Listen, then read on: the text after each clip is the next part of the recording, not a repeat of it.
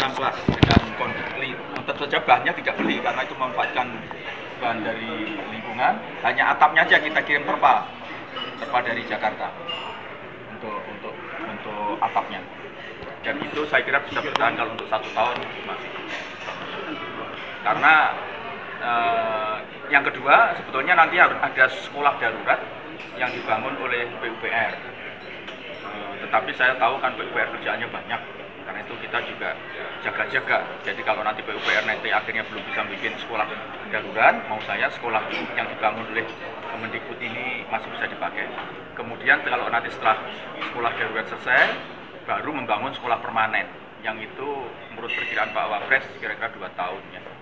Sekolah permanen yang pengganti sekolah yang hancur itu.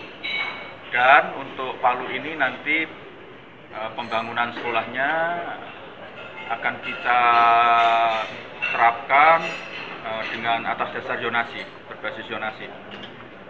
Jadi mudah-mudahan nanti ada relokasi sekolah yang betul-betul sesuai dengan zona yang akan kita petakan di wilayah gempa terutama.